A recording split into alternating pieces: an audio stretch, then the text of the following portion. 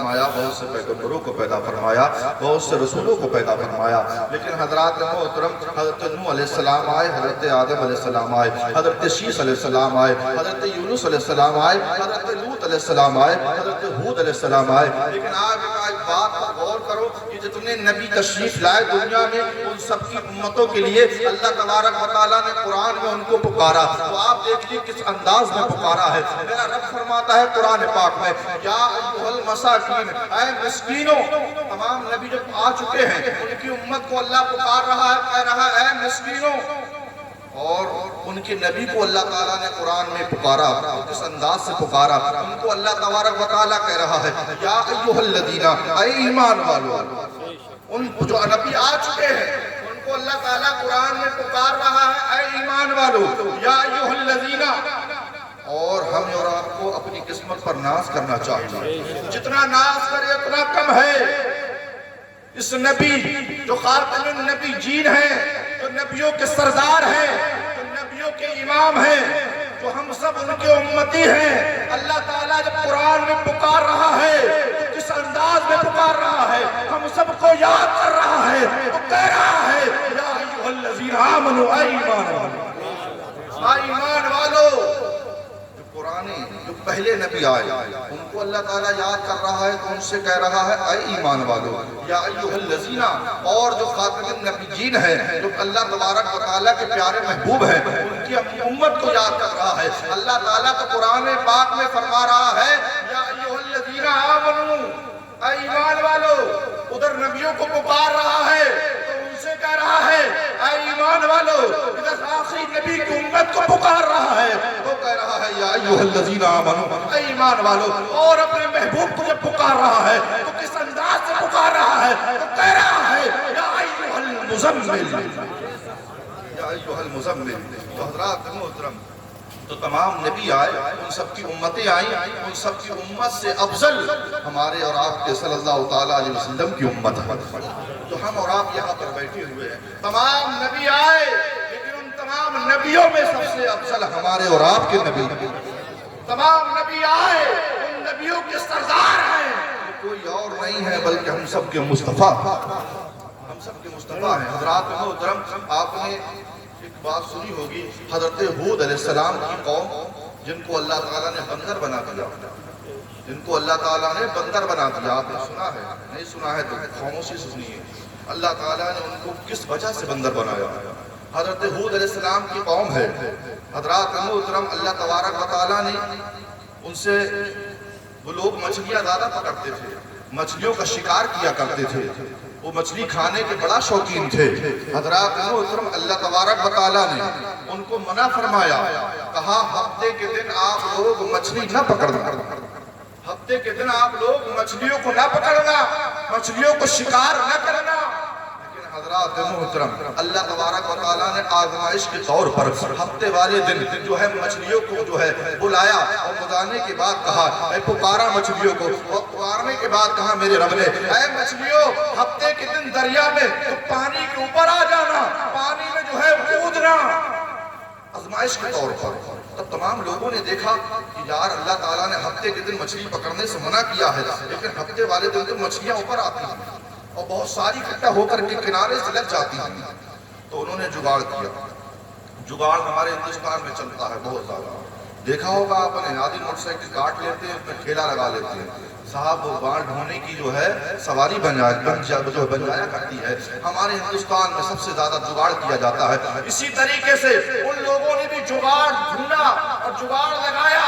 جگاڑ کیسا لگایا؟ ہفتے والے دن جو ہے مچھلیاں زیادہ آیا کرتی تھی، پانی میں زیادہ کودا کرتی تھی، انہوں نے اپنے گھر میں جو ہے جگہ جگہ پر جو ہے گڈھے کھودنا شروع کر دیے، نالا بنانا شروع کر دیا۔ ان کے گھر تک جا کر کے وہ نالا رک گیا۔ حضرات محترم، وہ اس لیے کیا تھا کہ ہفتے کے دن مچھلیاں نہ پکڑیں گے، دریا میں جو مچھلیاں کود رہی ہیں وہ کود کر کے جو ہے اس نالے کے ذریعے ہمارے دروازے پر مچھلیاں آ کر کے اس گڈھے میں اکٹھا ہو جائیں گی اور ہم اتوار کے دن ان کو پکڑ کر کے کھا جائیں گے۔ لیکن اللہ تعالیٰ کو ان کی بات بری لگ گئی۔ دیکھیے آپ، تھوڑی سی ایک نافرمانی کی، صرف مچھلیوں سے اللہ تعالیٰ نے منع فرمایا کہ ہفتے کے دن مچھلیاں نہ پکڑنا، لیکن وہ نہیں مانے تو اللہ تعالیٰ نے ان پر عذاب نازل فرما دیا۔ ان کے چہرے بگاڑ دیے، ان کے چہرے بندروں کی طرح کر دیے۔ حضرات محترم، حضرت ہود علیہ السلام کی قوم کو بندر بنا دیا۔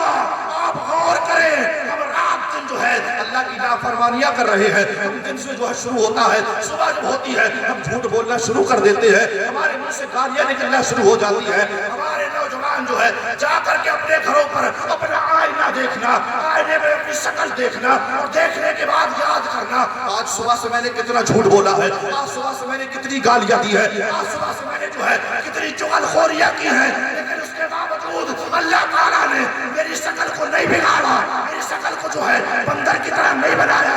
حضرات محترم، اب اپنے چہرے کو دیکھنا، دیکھ کر کے یہ نہ سمجھنا کہ اس میں ہمارا کمال ہے، یہ نہ سمجھنا کہ ہمارے اعمال کا کمال ہے، یہ نہ سمجھنا کہ ہمارے باپ کا کمال ہے، یہ سمجھنا کہ ہماری ماں کا کمال ہے، یہ نہ سمجھنا کہ ہمارے باپ دادا کا کمال ہے، یہ نہ سمجھنا بلکہ یہ سمجھنا اس میں ہمارا کمال نہیں ہے بلکہ آمنہ کے لال کا کمال ہے۔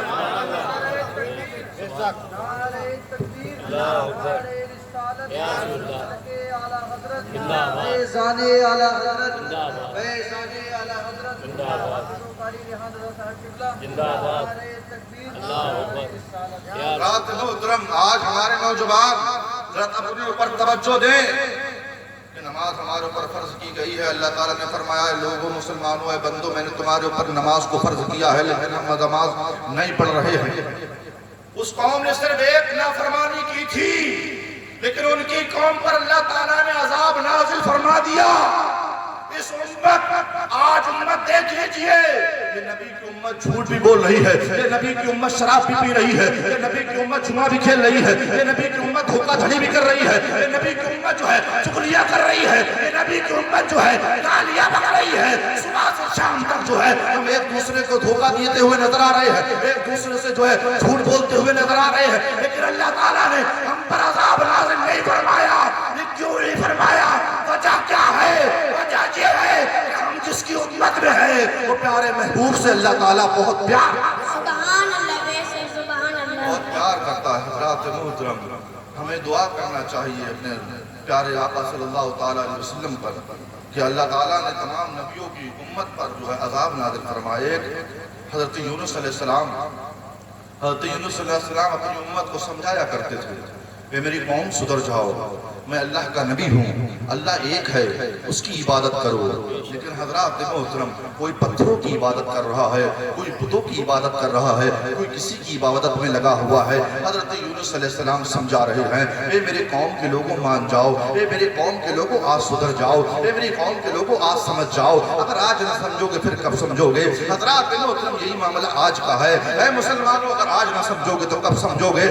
آج نہ تم مانو گے تو پھر کب مانو گے؟ حضرات محترم، حضرت یونس علیہ السلام سمجھا رہے ہیں لیکن قوم ماننے کو تیار نہیں ہے، قوم آپ کی بات سمجھنے کے لیے تیار نہیں ہے۔ یہاں تک کہ نوبت آ گئی حضرت یونس علیہ السلام کو وہ قوم مارنے لگی، وہ قوم پیٹنے لگی، وہ قوم برا بھلا کہنے لگی۔ حضرات محترم، حضرت یونس علیہ السلام کو بڑا دل رنجیدہ ہوا، دل ٹوٹنے سے لگا۔ حضرات محترم، آپ نے دیکھا ہوگا گھر کے اندر جب کسی کو ستایا جاتا ہے، گھر کے اندر جب کسی کو مارا جاتا ہے، گھر کے اندر جب کسی کو گالیاں دی جاتی ہیں تو وہ صرف ایک تجویز ڈھونڈتا ہے، وہ کہتا ہے میں یہ گھر چھوڑ کر کے چلا جاؤں گا، میں یہاں سے چلا جاؤں گا، پھر کبھی واپس نہیں آؤں گا۔ حضرت یونس علیہ السلام کو بھی یہ دل میں خیال آیا کہ اس قوم کو چھوڑ کر کے میں چلا جاؤں گا، اس شہر کو چھوڑ کر کے میں چلا جاؤں گا۔ ایک بات غور کیجئے، اللہ تعالیٰ نے جس نبی کی جہاں پر ڈیوٹی لگائی ہے، اللہ کے بغیر حکم سے وہ انسان، وہ نبی وہاں سے ہٹ نہیں سکتا، وہ شہر خالی نہیں کر سکتا جب تک اللہ کا حکم نہیں ہوگا۔ اللہ تعالیٰ نے ان کی ڈیوٹی لگائی ہے، تو اللہ تعالیٰ جب تک حکم نہیں فرمائے گا تو وہ جگہ خالی نہیں کر سکتا۔ لیکن حضرت یونس علیہ السلام نے سوچا میں اس شہر کو چھوڑ کر کے چلا جاؤں، میری بات کوئی سمجھنے کی تیار نہیں ہے، میری بات کوئی جو ہے ماننے کے لیے تیار نہیں ہے۔ حضرات محترم، حضرت یونس علیہ السلام نے اپنی قوم کو چھوڑ کر کے چلے گئے ہیں۔ جانے کے بعد دریا میں ایک کشتی بہ رہی تھی، ملا کو آواز دی، ملا نے کشتی کو سائڈ میں لگایا، سائڈ میں لگانے کے بعد حضرت یونس علیہ السلام بھی اس پر سوار ہو گئے، تمام لوگ اس پر سوار ہیں۔ دریا کو پار کرنے کے لیے جو ہے کشتی جا رہی ہے، کشتی جا رہی ہے، کشتی چل رہی ہے، چلتے چلتے حضرات محترم بیچ دریا میں پہنچ جاتی ہے۔ تھوڑی سی توجہ کر لیجئے، بس تھوڑی دیر کی بات ہے، بہت اہم باتیں ہیں حضرات محترم، ہم دونوں دنیا میں آئے ہیں ہمیں کم سے کم ہمیں اپنے نبیوں کے بارے میں تو معلوم ہونا چاہیے، کم سے کم ہمارے جو ہے آباء و اجداد کے بارے میں تو پتہ ہونا چاہیے۔ تو حضرات محترم کشتی چل رہی ہے، کشتی جا رہی ہے، بیچ دریا میں جب کشتی پہنچ گئی، اب جو ہے کشتی ہچکولے لینا شروع کر دیتی ہے، پانی میں جو ہے اٹھنا بیٹھنا شروع ہو جاتا ہے، پانی میں جو ہے ابار آنا شروع ہو جاتا ہے، اب کشتی ہچکولے کھا رہی ہے۔ اللہ نے کہا ایک کام کرو، اس میں ایک انسان بڑھتی ہے، اس انسان کو نکال دو، اگر اور لوگوں کو بچانا ہے، اگر تمام لوگوں کو جو کشتی پر سوار ہیں ان کو بچانا ہے تو ایک انسان کو اس کشتی سے اترنا پڑے گا۔ تو حضرات محترم ایک کو اتارنے کے لیے، سب کو بچانے کے لیے تو ایک کو اتارنا پڑے گا، ایک کو دریا میں پھینکنا پڑے گا۔ حضرات محترم اب سوچا کس کو کہا جائے، کس کو کہا جائے، کس کو کہا جائے؟ تو لوگوں نے کہا ایک کام کرو، پرچی بناؤ، سب کے نام لکھو، جس کی پرچی نام تک آ جائے گا حضرات محترم اس کو نکال کر کے دریا میں پھینک دیا جائے گا۔ حضرات محترم پرچی کو ڈالا گیا، ڈالنے کے بعد سب سے پہلا نام جو آیا وہ حضرت یونس علیہ السلام کا نام آ گیا، حضرت یونس علیہ السلام کا نام آ گیا۔ اب تمام لوگ بیٹھے ہوئے تھے، ان کے دل میں تھوڑے سے نرم ہوئے تھے، کہنے لگے نہیں یہ تو اللہ کے نیک بندے ہیں، ان کو ہم دریا میں نہیں پھینک سکتے۔ تو لوگوں نے کہا کیا کیا جائے؟ کہا ایسا ہے تو دوبارہ پرچی بناؤ، پھر سے ڈالے، دوبارہ پرچی ڈالی گئی، ڈالنے کے بعد پھر نکالی گئی پرچی، پھر بھی حضرت یونس علیہ السلام کا نام آ گیا۔ حضرات محترم دو مرتبہ حضرت یونس علیہ السلام کا نام آ گیا۔ لوگوں نے کہا نہیں یہ اللہ کے نیک بندے ہیں، یہ عبادت کرتے ہیں، ان کو ہم دریا میں نہیں پھینک سکتے ہیں۔ حضرات محترم 3 مرتبہ پرچی بنا کر ڈالی گئی اور ڈالنے کے بعد جو ہے تیسری مرتبہ پرچی اٹھائی گئی، حضرت یونس علیہ السلام کا نام آ گیا۔ اب اللہ کو یہی منظور تھا، اللہ کی یہی رضا تھی۔ حضرات محترم حضرت یونس علیہ السلام جو ہے دریا میں کود جاتے ہیں، ایسی دریا میں کودتے ہیں، مچھلی جو ہے آپ کو نگل جاتی ہے، مچھلی آپ کو نگل جاتی ہے۔ نکلنے کے بعد اللہ نے ہم کو فرما دیا اے مچھلی یہ ہماری امانت ہے، اس کو نقصان نہ پہنچانا، اس کو جو ہے محفوظی کے ساتھ اپنے پیٹ میں رکھنا، پیٹ میں رکھنا۔ غور کریے وہاں پر بچانے والا کون؟ اللہ۔ حضرت یوسف علیہ السلام کو جب کنویں میں رکھا گیا وہاں کا محافظ کون؟ ان کو بچانے والا کون؟ اللہ۔ حضرت ابراہیم علیہ السلام کو جب آگ میں ڈالا گیا ان کو بچانے والا کون؟ اللہ۔ اب جب مچھلی نے حضرت یونس علیہ السلام کو کھایا یعنی کہ پیٹ میں رکھا تو ان کو بچانے والا کون؟ اللہ۔ تو حضرات محترم مچھلی نے رکھ لیا۔ اب ادھر جو قوم کو چھوڑ کر کے آئے تھے حضرت یونس علیہ السلام وہاں پر عذاب آنے کے آثار بننے لگے، کالی بدلی چھانے لگی، ماحول جو ہے بڑا گمسم ہو گیا۔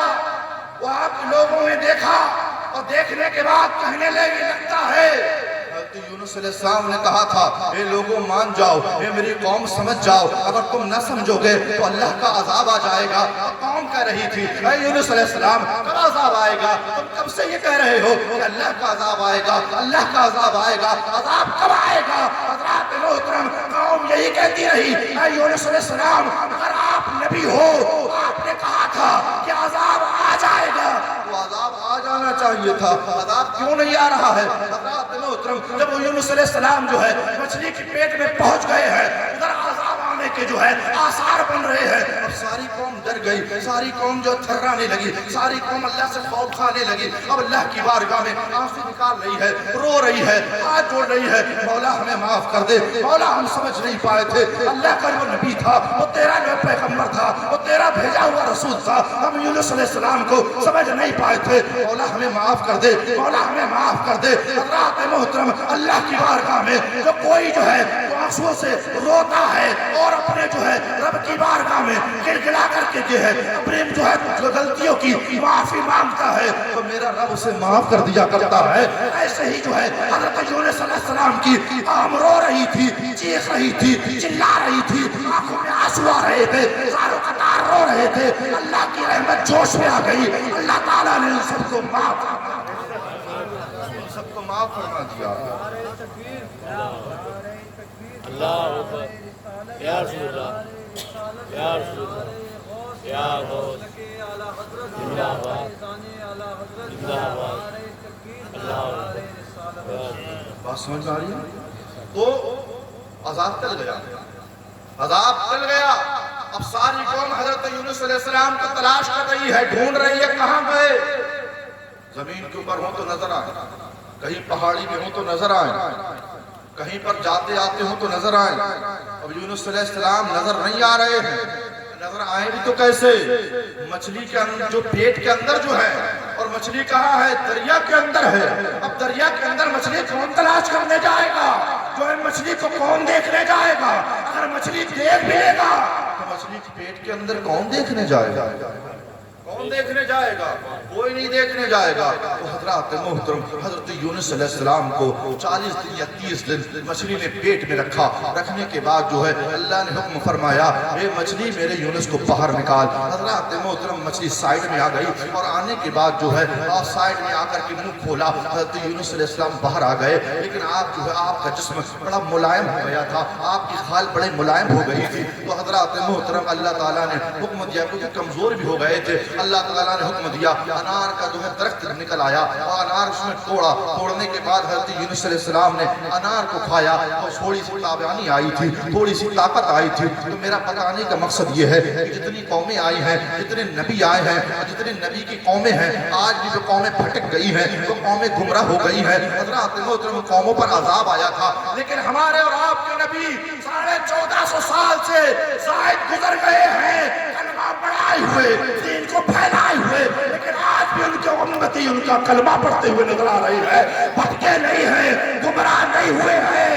حضرات محترم, ان کے امتی غدار نہیں ہوئے ہیں, آج بھی ان کے امتی وفادار ہیں, آج بھی ان کے امتی نبی سے محبت کرتے ہوئے نظر آ رہے ہیں. تمام نبی آئے, ان کی امتیں گمراہ ہو گئی, بھٹک گئی اپنے راہ راستے سے. جو نبی بتا کر کے گئے تھے وہ بات بھول گئی, لیکن ہمارے نبی 1450 سال سے زائد گزر گئے. جو ہمارے نبی نے بتایا تھا, آج بھی ان کی امتی اسی راستے پر چلتی ہوئے نظر آ رہی ہے. آج بھی امتی نمازیں قائم کرتے ہوئے نظر آ رہی ہے, آج بھی امتی انہی کا کلمہ پڑھتے ہوئے نظر آ رہی ہے. تو یہ تو ان نبیوں کی بات آئی, ان نبیوں کی بات آئی. تو حضرات محترم, اب ہمارے اور آپ کے نبی کی تھوڑی سی شان سن لیجئے, بس تھوڑی سی بات سن لیجئے. ہمارے اور آپ کے نبی, جن نبی پر ہم اپنی جان دینے کے لیے ہر وقت تیار گھوم رہے ہیں, تیار گھوم رہے ہیں. میرے ذہن میں باقی آ رہا ہے, دلی کا معاملہ ہے. ایک لڑکے کی شادی جا رہی ہے, بڑی دھوم دھام سے, ماں بھی ساتھ میں ہے, باپ بھی ساتھ میں ہے, باراتی ساتھ میں ہے. حضرات محترم, جب تھوڑی سی دور پہنچی ہے بارات, تو کہیں سے گولی چلنے کی آواز آ رہی تھی, کہیں سے جو ہے فائر ہونے کی آواز آ رہی تھی. تو اس کی ماں نے وہاں کے لوگوں سے پوچھا, بتاؤ یہ آواز کیسی ہے؟ تو کسی نے کہا تھا یہاں پر گولی چل رہی ہے. کہا کس وجہ سے گولی چل رہی ہے؟ تو اس نے کہا تھا, بتانے والے نے, کہ یہاں پر نبی کی شان میں گستاخی ہوئی ہے, اس گستاخی کا بدلہ لینے کے لیے اب نوجوان اپنے سینے تیار لے کر کے آئے ہیں, اپنے سینوں پر گولیاں کھا رہے ہیں. تو حضرات محترم, اس کی ماں نے کہا تھا, اپنے جو دولہا بنا ہوا بیٹا بیٹھا ہے, ماں جو ہے دولہا کے پاس گئی ہے, وہ کہتی میرے بیٹے گھوڑے سے نیچے اتر, گھوڑے سے نیچے اتر. بیٹا کہہ رہا ہے, ماں کیا معاملہ ہے, کیا بات ہے؟ کہا بیٹا, آج وہ دن آ گیا جس دن کا میں انتظار کر رہی تھی. آج وہ ٹائم آ گیا جس ٹائم کے لیے میں دعائیں کر رہی تھی. وہ دن آ گیا جس دن کے لیے میں نے بیٹا تجھے دودھ پلایا تھا. تو حضرات محترم, بیٹا فرما بردار ماں باپ کا بیٹا تھا, گھوڑے سے نیچے اتر آیا. اگر آج کوئی نوجوان دولہا بنا گھوڑے پر بیٹھا ہو اور اس کو نیچے اتار کر کے کہا جائے بیٹا آج تیری بارات نہیں جائے گی, میری طبیعت خراب ہو رہی ہے, اگر ماں کہے بیٹا میرا دل بیٹھ رہا ہے, میرا دل جو ہے ہارٹ پڑنے والا ہے, بیٹا دولہا مت بن, تو حضرات محترم آج کا بیٹا کیا کہے گا آپ بخوبی جانتے ہیں. لیکن وہ فرما بردار ماں کا بیٹا تھا, وہ تہذیب دار ماں کا بیٹا تھا, وہ قرآن پاک کی تلاوت کرنے والی ماں کا بیٹا تھا, وہ نماز پنجگانہ پڑھنے والی ماں کا بیٹا تھا. حضرات محترم, بیٹے نے کہا ماں بتا آخرکار وجہ کیا ہے؟ ماں نے کہا تھا بیٹا تو دیکھ نہیں رہا ہے, تو سن نہیں رہا ہے, یہاں گولیوں کی آواز آ رہی ہے, ناموس رسالت کی بات آ گئی ہے, نبی کی عزت کی بات آ گئی ہے, نبی کی عزت پر کوئی انگلی اٹھائے, بیٹا تو کیا سنتا رہے گا؟ بیٹا نے کہا نا ماں ایسا ہرگز نہیں ہو سکتا ہے. تو کہا یہاں کھڑے ہوئے کیا دیکھ رہا ہے, جا اور جا کر کے اپنے سینے پر گولی کھا کر کے آ. گولی کھا کر کیا. بیٹے نے اپنے جو ہے سیرا اتارا, اتارنے کے بعد ایک طرف پھینکا, پھینکنے کے بعد جدھر گولی چل رہی تھی ادھر بیٹا دوڑنے لگا. اب بیٹا دوڑا ہے, ماں نے کہا بیٹا سن, اگر پیچھے گولی ایک بھی پڑی تو میں تجھے اپنا دودھ کبھی نہیں بخشوں. اگر پیچھے پیٹھ پر ایک بھی گولی نظر آئی تو میں تجھے اپنا دودھ نہیں بخشوں گی. حضرات محترم, اب بیٹا جا رہا ہے, بیٹا وہاں پر پہنچا ہے. پہنچنے کے بعد ان ظالموں نے جو ہے اس کے ران پر گولی ماری ہے. وہ بیٹا کہہ رہا تھا, ارے ظالموں, ارے نادانوں, تم میری ران پر گولی مار رہے ہو. ارے جو ہے نبی کا عشق تو دل میں ہے, اگر گولی چلانا ہے تو میرے سینے پہ چلا. اگر گولی چلائے گا اس سے میرا تن بھی روشن ہو جائے گا, میرا من بھی ران پر دل نہیں ہے, سینے میں دل ہے. اگر گولی چلانا ہے تو سینے پر گولی چلا, جس سے تن بھی روشن ہو جائے گا, من بھی روشن ہو جائے گا. حضرات محترم, ظالموں نے اس کے سینہ چھلنی کرنا شروع کر دیا. گولی مارتے چلے جا رہے ہیں, مارتے چلے جا رہے ہیں. جب اس کا چھلنی سینہ ہو گیا, کسی نے خبر آ کر کے دی کہ تمہارا بیٹا انتقال کر گیا, تمہارا بیٹا شہید ہو گیا.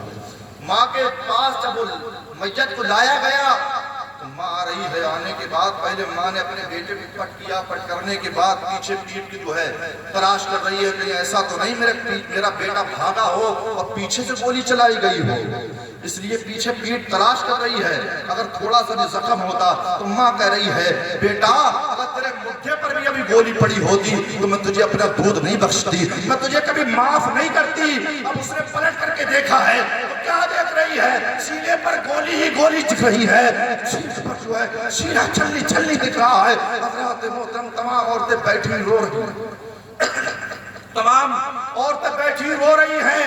اماں نے اپنے بیٹے کو دیکھا ہے, دیکھنے کے بعد عورتوں سے کہہ رہی ہے, اے میری دوستو, اے میری عزیز و اقارب, تم رو رہی ہو, میرے بیٹے کو دیکھ کر کے رو رہی ہو. ارے آج ہنسنے کی بات ہے, آج مجھے مبارکباد دینے کی بات ہے. تمہیں پتہ نہیں ہے آج میں جو ہے ایک شہید کی ماں ہو گئی ہوں, آج مدینے والے آقا کے مصطفیٰ کے غلام کی ماں کہہ گئی ہوں. حضرات محترم, وہ کہہ رہی ہے, بیٹا تیری شادی یا نہ ہوئی تو کیا ہوا, میدان محشر میں تیری شادی بھی کرواؤں گی اور مدینے والے آقا کو دعوت بھی کھلاؤں گا.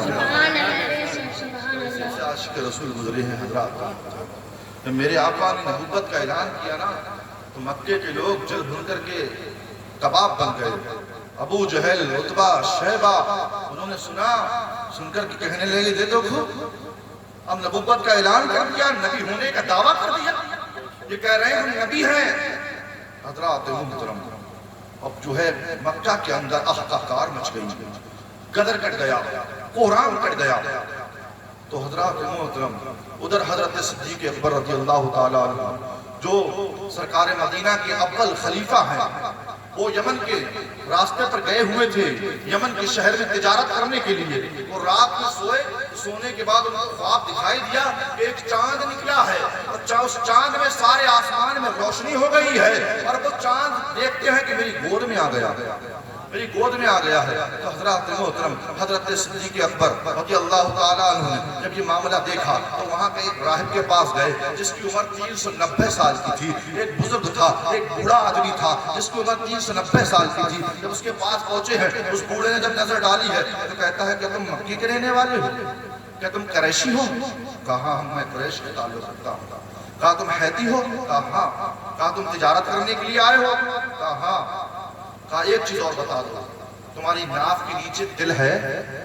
صدیق اکبر کہتے ہیں, تم یہ کیوں پوچھ رہے ہو, کیا بات ہے؟ کہا ہم نے اپنی پرانی کتابوں, آسمانی کتابوں میں پڑھا ہے, ہم نے پڑھا ہے کہ جو اول خلیفہ ہوگا وہ مکے کے رہنے والا ہوگا, قریش خاندان سے ہوگا, اور وہ تجارت کرتا ہوگا, تجارت کا کام کرتا ہوگا, اس کے ناف کے نیچے دل ہوگا.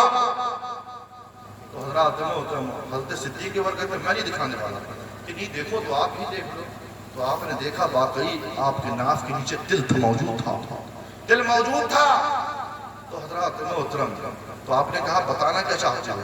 کہا بیٹا مکے میں جو ہے نبی نے اپنی نبوت کا اعلان کر دیا ہے, نبی ظاہر ہو چکے ہیں. حضرات حضرات محترم حضرت صدیق اکبر کہہ رہے ہیں ایسا مکے میں کون ہے؟ ساری ہسٹری سب کی میں جانتا ہوں، اب جس کا خیال آ رہا ہے آپ سب کے جو ہے ذہن میں آپ کی بات آتی چلی جا رہی ہے، کسی کا نام آ رہا ہے ذہن میں، تو کہہ رہے ہیں وہ تو بہت بڑا شرابی ہے، وہ تو بہت بڑا عیاس ہے۔ حضرات محترم المختصر یہ ہے، آپ نے پوچھا کہ یہ بتاؤ میں نے جو خواب دیکھا تھا، میرے جو ہے چاند میں نے دیکھا آسمان میں روشنی کر رہا ہے، وہ چاند میری گود میں آ گیا۔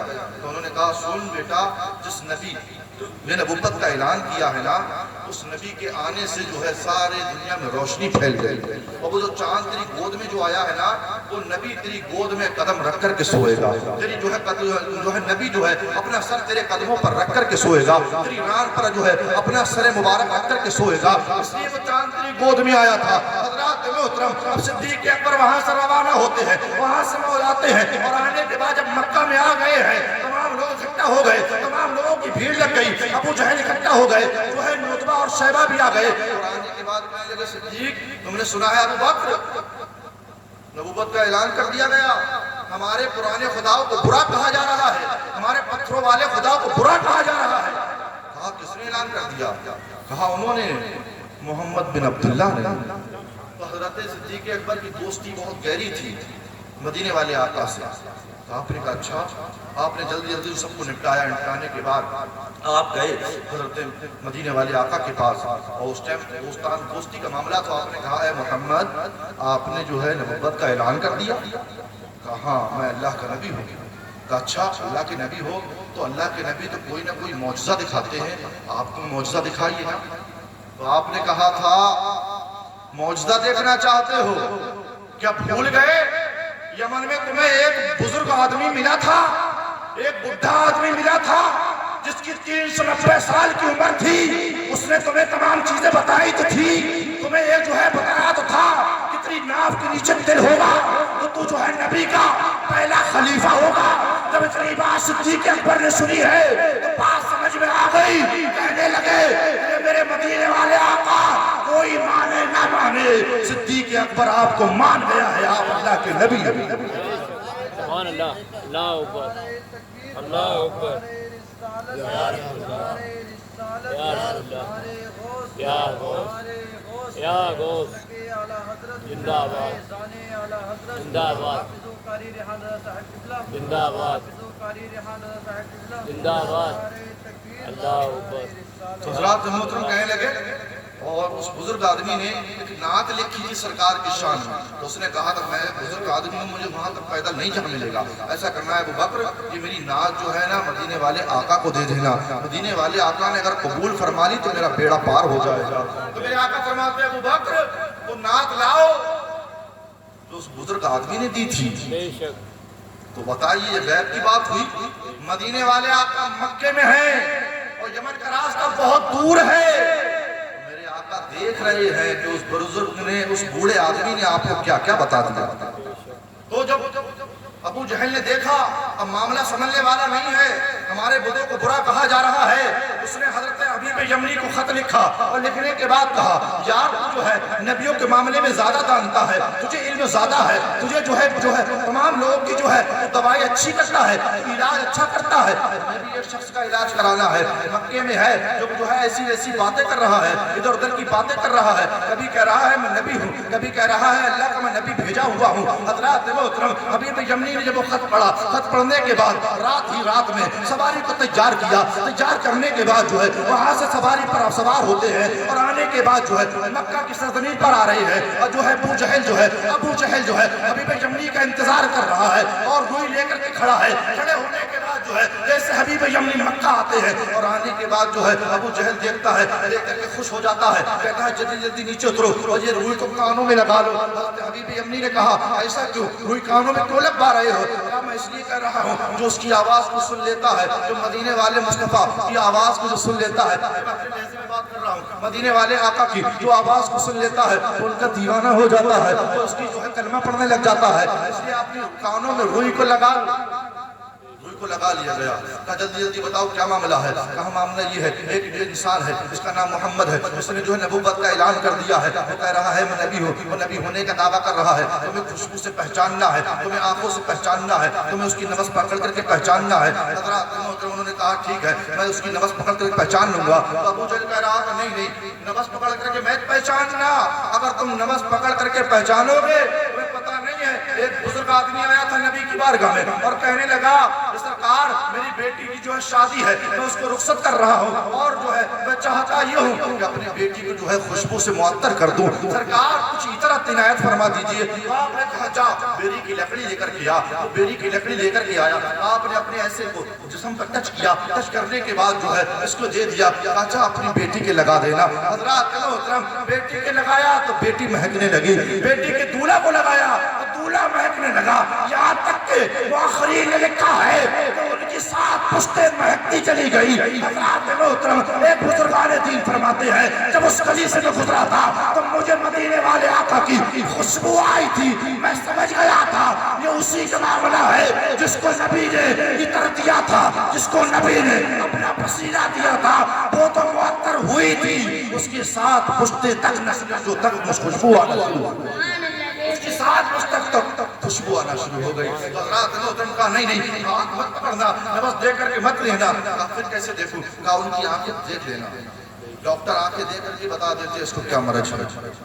طبیب حکیم آنکھوں کو دیکھ کر کے بتا دیا کرتے اس کو کیا مرض ہے. بس تھوڑی سی بات رہ گئی, آنکھوں کو دیکھ کر کے بتا دیتے ہیں کیا مرض ہے. حضرات محترم ابو جہل کہنے لگا نہیں آنکھوں کو مت دیکھنا. کہا کیوں؟ کہا اس لیے کہ بلال نے آنکھوں کو دیکھا تھا, ان کے آنکھوں کا دیدار کیا تھا, چہرے کا دیدار کیا تھا. تو ابو جہل کہتے تھا کہ ہم نے بلال کو اتنا مارا کہ ان کے تن کی کھال تک جلا دی تھی. ہم نے جو ہے تپتی ہوئی ریت پر ان کو لٹایا تھا, لیکن بلال جو ہے مرنے کے لیے تیار تھا, لیکن مدینے والے آقا کو چھوڑنے کے لیے تیار نہیں تھا. حضرات ابھی بھی یمنی بولے سامان رکھا میں چلا. کہا بھائی رک جا. ان کو سمجھایا, سمجھانے کے بعد کہا ایسا کرو میٹنگ کرو, ان کو بلاؤ, ان سے بات چیت کرو. حضرات محترم میں جو ہے میٹنگ فکس ہو گئی, ایک گھر متعین کر لیا گیا. کہا اس میں مدینے والے آقا کو بلاؤ. حضرات محترم ابو جہل بھی ہے, عتبہ بھی ہے, شیبہ بھی ہے, تمام جو ہے مکے کے بڑے بڑے دشمن ہیں, بڑے بڑے کفار مشرکین وہاں پر موجود ہے. مدینے والے آقا آنے کو ہیں, ان کو بلایا جا رہا ہے. ابو جہل کہہ رہا ہے عتبہ سے, شیبہ سے, تمام جو ہے دشمن کفار سے کہ مدینے والے آقا جب آئے تو اٹھ کر کے کھڑے مت ہونا, ان کی اوقات بتا دینا, کوئی اٹھ کر کے کھڑا نہ ہو. حضرات محترم اس نے یہ بات کہی, میرا رب نے پکارا اے جبرائیل جلدی جاؤ, اپنے ساتھ ایک ایک فرشتے کو لے کر کے جاؤ. جتنے لوگ یہ بات کہہ رہے ہیں کہ نبی کو دیکھ کر کے اٹھ کر کے کھڑے نہ ہونا, ان سب کے پیچھے ایک ایک فرشتہ کھڑا کر دو, سب کے پیچھے ایک ایک فرشتہ کھڑا کر دو. اور جب میرے محبوب جائے, جب وہاں پر قدم رکھے, اگر کوئی اٹھ کر کے کھڑا نہ ہو, وہ فرشتہ ان کا کان پکڑ کر کے کھڑا کر دے, ان کے کان پکڑ کر کے کھڑا کر دے.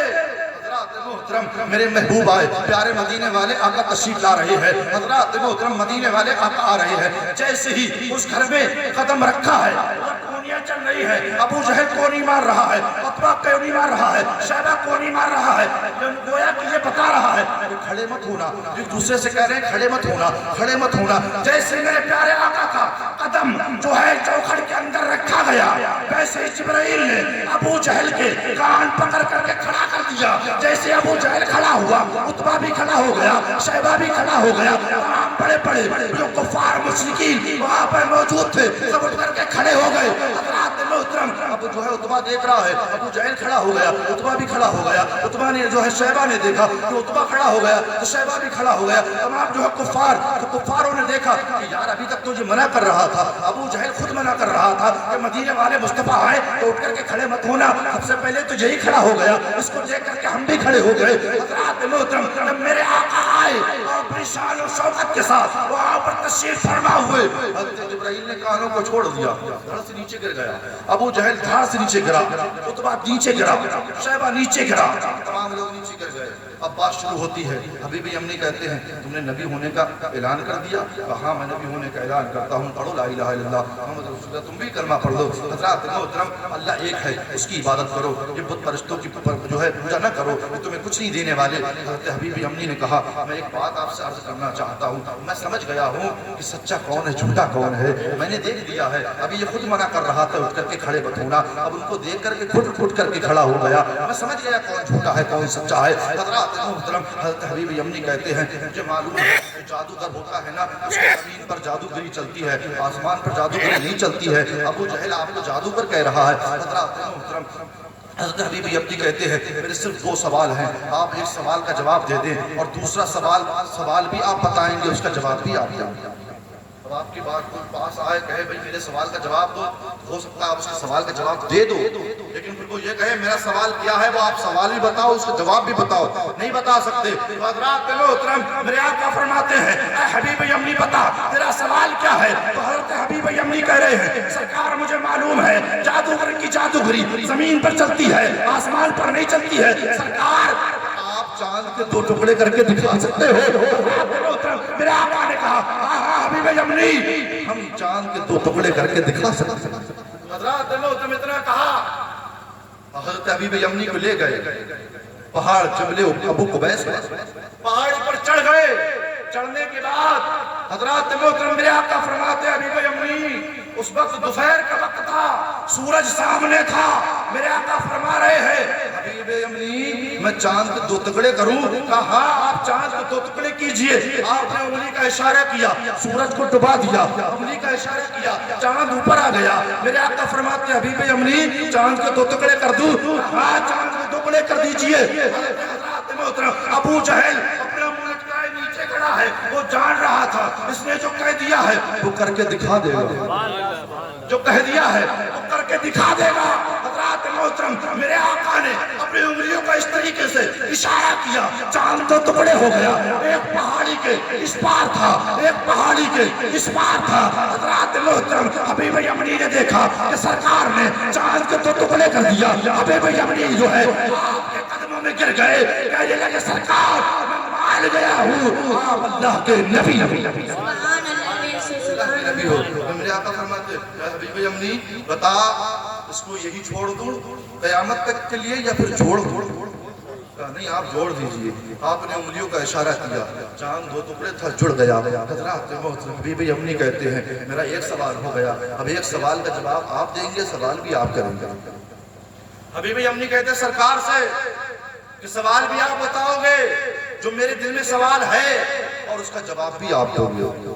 اب سنیے ذرا دل پر ہاتھ رکھ کر اپنی نبی کا علم غیب ملاحظہ فرمائیے. میرے آقا فرماتے حبیب یمنی جب تم گھر سے چلے تھے نا, تمہاری گھر میں ایک بیٹی ہے جو آنکھوں سے اندھی ہے, پیروں سے ننجی ہے, ہاتھوں سے بیکار ہے, بول نہیں سکتی. اللہ نے زبان تو دی ہے لیکن بولنے کی طاقت نہیں دی ہے. اللہ نے اس کی آنکھوں تو دی ہے لیکن دیکھنے کی قوت نہیں دی ہے. حضرات محترم وہ زندہ لاش بنی ہوئی ہے, وہ جو ہے چارپائی پر پڑی رہتی ہے. اس کو اگر کوئی کھانا دے دے تو کھا لیتی ہے کیونکہ اس سے بول نہیں ملتا ہے. اے حبیب یمنی تم یہ چاہتے ہو کہ تمہاری بیٹی جو ہے اس کو شفا مل جائے؟ حضرات محترم اتنا کہا حبیب یمنی قدموں میں پھر کر گئے, کہنے لگے سرکار اب دیر نہ کیجئے گا, میرا دامن پکڑیے, میرا ہاتھ پکڑیے. سرکار مجھے بھی کلمہ پڑھا کر کے مسلمان کر دیجئے. سبحان اللہ ویسے سبحان اللہ. مجھے بھی کلمہ پڑھا کر کے مسلمان کر دیجئے. ہمارے رسالت ہمارے غوث کے اعلیٰ حضرت کے اعلیٰ حضرت جانے اعلیٰ حضرت جانے اعلیٰ حضرت ہمارے تکبیر ہمارے حبیب یمنی وہاں سے کلمہ پڑھ کر کے مسلمان ہو کر کے اپنے وطن چلے گئے اور وطن گئے ہیں, اپنے دروازے پر دستک دی ہے. حضرات محترم جس گھر میں بیٹی جو ہے زندہ لاش بنی لیٹی ہوئی تھی, جب آواز دی ہے وہی بیٹی اندر سے بول رہی ہے ابا جان ابھی آ رہی ہوں. حضرات محترم وہ بیٹی چل کر کے آ رہی ہے پیروں سے، حضرات محترم بولتی ہوئی آ رہی ہے، آنکھوں سے دیکھتی ہوئی آ رہی ہے۔ بیٹی نے دروازہ کھولا، باپ نے دیکھا تو میری بیٹی وہی ہے جو زندہ لاش پڑی ہوئی تھی، جس سے چل نہیں ملتا تھا، جس سے دیکھ نہیں ملتا تھا، جس سے بول نہیں ملتا تھا۔ حضرات محترم یہی میری بیٹی ہے۔ تو حضرات محترم حضرت حبیب جملی کہہ رہے ہیں اللہ اکبر، کہتے ہیں اے میری بیٹی بتا تجھے شفا کیسے مل گئی؟ بیٹی کہہ رہی ہے بابا جان میں ایک دن سو رہی تھی، دوپہر کا وقت تھا، میرے کانوں میں آواز آئی کہ اندھیرا ہو گیا، اندھیرا ہو گیا، اندھیرا ہو گیا۔ کوئی کہہ رہا تھا سورج ڈوب گیا، کوئی کہہ رہا تھا چاند نکل آیا ہے۔ حضرات محترم بیٹی کہہ رہی بابا جان پھر میں نے دیکھا کہ میرے خواب میں کوئی آیا، بڑا حسین و جمیل تھا، بڑا چہرہ تھا، بڑا بہترین چہرہ تھا، کالی زلفوں والا تھا، گلابی ہونٹ والا تھا۔ حضرات محترم کو کہہ رہی ہے بیٹی بابا جان میرے قریب آئے اور آنے کے بعد میرے سر پر ہاتھ رکھا، جیسے ہی ہاتھ رکھا ہے مجھے شفا مل گئی ہے، مجھے چلنا بھی آ گیا، مجھے آنکھوں سے دیکھنا بھی آ گیا ہے۔ حضرات محترم تو باپ کہتا ہے بیٹی تو نے جو ہے میں نے جو ہے کلمہ پڑھا ہے مدینے والے آقا کا، میں نے سرکار کا دیدار کیا ہے، بیٹی میں سمجھ گیا وہ مدینے والے آقا آئے تھے تیرے خواب میں، انہوں نے تجھے شفا دی ہے، لیکن بیٹا سب سے بڑی بات تو یہ ہے کہ میں نے اپنی آنکھوں سے دیکھا، میں نے ان سے مصافحہ کیا ہے، بیٹا میں نے ان کے ہاتھوں پر کلمہ پڑھا ہے، میں بڑا نصیب پالا ہوں۔ تو بیٹی کہہ رہی ہے بابا جان نصیب پالے تم نہیں ہو، نصیب پالی میں ہوں، تم تو مکے چل کر کے گئے تھے تب جا کر کے کلمہ پڑھا تھا، میں مکے چل کر کے نہیں گئی تھی۔ ابھی بھی جملی کی بیٹی کہہ رہی ہے مدینے والے آقا جو ہے مکے سے چل کر کے یمن آئے تھے، میرے گھر آئے تھے، میرے گھر میں آ کر کے مجھے کلمہ بھی پڑھایا ہے اور مجھے شفا بھی دے کر کے چلے گئے، سبحان اللہ بے شک شفا بھی دے کر کے چلے گئے۔ حضرات محترم یہ میرے نبی کی شان ہے، ہمیں تو آپ کو سوچنا چاہیے وہ نبی جو رات رات بھر سجدے میں روتا رہا، وہ نبی ہر وقت ہماری فکر کرتا رہا کہ میری امت کا کیا ہوگا، میری امت کا کیا ہوگا، لیکن آج یہی امت بس تھوڑی دیر کے لیے سن پڑ جاتی ہے، اس کے بعد بھول جاتی ہے۔ حضرات محترم سب کو پتہ ہے ہمارا قبر انتظار کر رہی ہے، یہ ہچکی جو آتی ہے نا، کوئی کہتا ہے ہمیں ایمان یاد کر رہا ہے، کوئی کہتا ہے ہمارا چاہنے والا یاد کر رہا ہے، لیکن نادانوں نہیں، یہ ہچکی جو آتی ہے نا ہمارا چاہنے والا یاد نہیں کرتا، تمہارا رشتہ دار یاد نہیں کرتا ہے، تمہیں تمہاری قبر یاد کر رہی ہے، تمہیں یاد دلا رہی ہے تمہیں یہاں پر آنا ہے، یہاں پر تمہارا کوئی پرسان حال نہیں ہوگا، یہاں پر تمہارا کوئی جو ہے پوچھنے والا نہیں ہوگا، میں جب قبر کے اندر آؤ، جب میرے اندر آؤ تو نماز کی روشنی لے کر کے آنا۔ حضرات محترم ماں باپ کو بھی اپنے سمجھو، ماں باپ کی عزت کرو، اللہ تبارک و تعالیٰ سے دعا ہے مبارک بات کے لائق ہیں وہ لوگ جنہوں نے اس محفل کو سجایا اور رچایا ہے۔ یہاں پر جو بیٹھے ہیں مولا تو دیکھ رہا ہے اپنے بستروں کو چھوڑ کر کے بیٹھے ہیں، اللہ تعالیٰ ان کی جائز تمناؤں کو پورا فرما دے، ان کے کاروبار میں ترقی عطا فرما دے۔ مولا یہاں پر بیمار حال ہیں جو حادثے میں جس میں جن کے چوٹ لگی ہے پروردگار، جو روئی کی بازار گئے تھے ان کو چوٹ لگی ہے مولا ان کو صحت و تندرستی عطا فرما دے، ان کی تمام پریشانیوں کو دور فرما دے۔ مولا اس بستی میں جو آفات و بلایات ہیں مولا اس کو آفات و بلایات کو دور فرما دے، یہاں پر تمام لوگوں کی مشکلوں کو آسان فرما دے۔ اما علینا البلاغ، السلام علیکم ورحمۃ اللہ۔ کلمہ شریف پڑھ لیجئے، لا الہ الا اللہ محمد رسول اللہ، استغفر اللہ ربی من کل ذنب واتوب الیہ۔